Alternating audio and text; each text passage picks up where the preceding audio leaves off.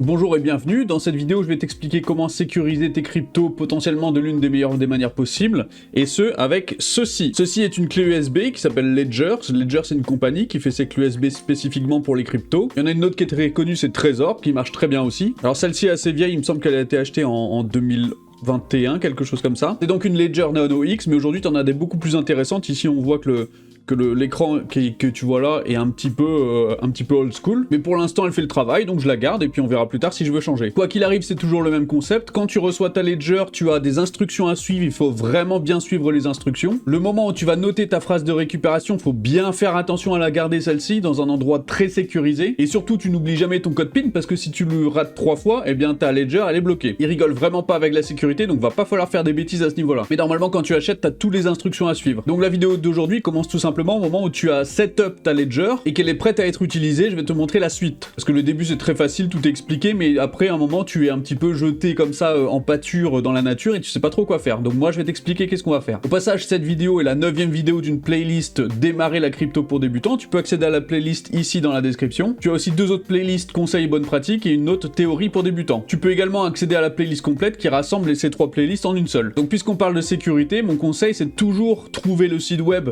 non pas via Google, mais via des réseaux sociaux officiels. Par exemple ici de Ledger, là ici je suis sur Ledger, on voit qu'il y a 666 000 followers, c'est Ledger avec un petit tic jaune, ici sur X. Bien ici on sait que c'est le compte officiel, donc ici je peux cliquer sur shop.ledger.com, et là j'accède au site web, et depuis ce site web je vais chercher l'application. Alors je vais chercher ici en gauche en cliquant sur Ledger, voilà. Ici Discover the Ledger Web App, voilà, ça on peut cliquer dessus, c'est pour télécharger l'application. Download the app, voilà, donc on va télécharger l'application tout simplement, cliquant sur Download Now. Ici. Alors ici on a l'application pour Android, mais là je vais le faire ici sur Windows. Voilà, donc je clique sur Windows. Voilà, j'enregistre le fichier comme ça. Ok, donc c'est téléchargé, je vais cliquer dessus pour l'installer, c'est parti. Allez, je vais installer sur le chemin par défaut, installer, suivant, lancer Ledger Wallet, fermé, voilà, donc ça c'est fait l'installation, ça a été très rapide. Et voilà, on arrive sur ce menu, donc une vue plus claire pour votre portefeuille, ok, continuer. Offre limitée récompense en Bitcoin, lien d'affiliation, bon bah très bien, je peux partager mon lien, ça je verrai plus tard. Voilà, je quitte, continuer. Très bien, suivez l'évolution des marchés, etc. à explorer, très bien. Donc on arrive sur cette application qui a été un petit peu rénovée, ça faisait un petit moment que je l'avais pas installée, donc je suis content de voir ça. Alors maintenant, pour connecter ma Ledger, je vais devoir absolument la brancher en USB. Malheureusement, le Bluetooth n'est pas encore pris en charge sur Windows, donc ce sera en USB uniquement. Voilà, je viens de la brancher à mon ordinateur. Je vais cliquer sur My Ledger ici. Appareil verrouillé, très bien, donc là il me demande de déverrouiller, je vais faire ça tout de suite. J'entre mon code PIN. Voilà, le dernier numéro, hop, voilà, validé. Et ça y est, donc réessayer, maintenant que j'ai ouvert un petit peu. Autoriser la connexion sécurisée, très bien, très bien, très bien, pas de souci. Allow a secure connection with Ledger, je valide. Et voilà, ça se connecte. Et maintenant que c'est connecté, ici on voit un petit peu toutes les informations sur ma Ledger. On voit que Ethereum est installé, on voit que Dogecoin est installé. Et j'ai installé que ça pour l'instant. Ici, si je vais dans compte, ici je peux voir mes cryptos. Donc on voit que j'ai pas beaucoup de cryptos parce que j'ai tout enlevé de ma Ledger, je l'utilise quasiment plus. On n'a pas besoin actuellement. Et donc la question c'est comment créer des comptes et comment envoyer dans une Ledger. Alors il suffit tout simplement d'aller dans compte ici, vous cliquez sur ajouter un compte. Et là, moi, ce que je veux ajouter, ça va être Solana. Donc là, je vois pas si, voilà, Solana ici est dans la liste, sinon vous faites une petite recherche ici. Donc Solana, voilà. Ici, c'est en train de charger, tout simplement. On va attendre un petit peu. Ouvrez l'app Solana sur votre appareil, pas de souci. Open app Solana, je double-clique. Solana app is ready. Vérification de la blockchain, très bien, c'est en cours. Ça travaille. Solana app is ready. Parfait. App settings, app info, quit app, très bien. Bon, on va laisser là-dessus pour l'instant. Voilà. Vérification de la blockchain, on va tout simplement attendre un petit peu. Ça y est. Solana 1 confirmé. Approvisionner mon compte. Maintenant, je vais cliquer sur recevoir, et depuis recevoir, je peux sélectionner Solana 1, ici envoyer uniquement des sols ou des tokens SPL sur des comptes Solana, je clique sur continuer, je copie cette adresse, et maintenant je vais aller directement dans Kraken ici. Si jamais tu n'as pas acheté de crypto, que tu vas acheter des cryptos, tu vas dans la description.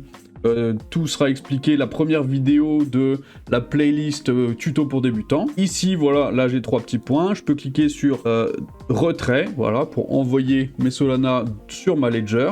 Ici s'affiche donc le montant, je mets max. Réseau Solana. Vert, donc je vais modifier ici. Ajouter l'adresse de retrait.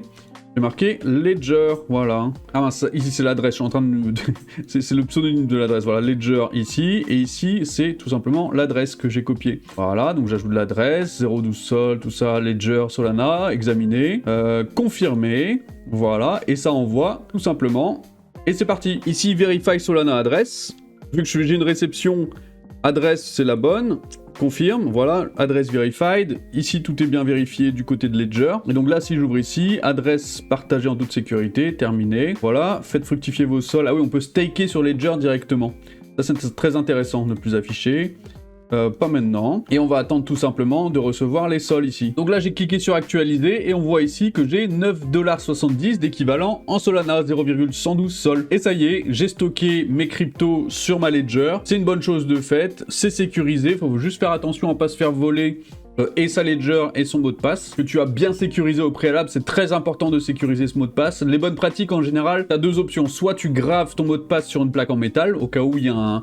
un accident, une brûlure ou quoi que ce soit, soit tu peux distribuer ton mot de passe à plusieurs personnes, et comme ça, le jour où tu as besoin de les récupérer, tu devras appeler toutes ces personnes-là pour récupérer ton mot de passe, et ainsi pouvoir récupérer ton portefeuille. Mais comme il y a plusieurs personnes, chaque personne a un petit bout, ils n'ont pas la totalité. Et personnellement, c'est ce que j'ai fait, en tout cas. Et les personnes à qui j'ai demandé de garder ces mots de passe-là ne savent pas qui d'autre a gardé ces mots de passe-là.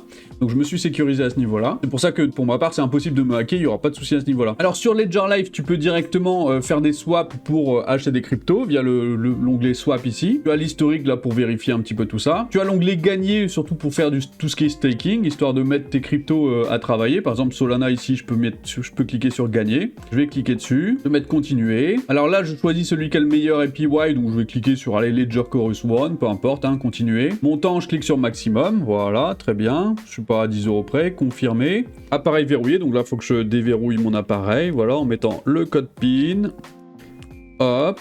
Et donc, je vais avoir des Solana qui vont travailler pendant que je fais rien. Réessayer. Signer la transaction, donc là, il faut que je review la transaction pour déléguer mon wallet et déposer 011 New Authority, voilà, vote Ledger Chorus One, max fees, ok, signe transaction, voilà, c'est fait. Je vais envoyer directement mes Solana à travailler à 5%, donc je vais gagner 30 centimes, c'est génial, voir les détails.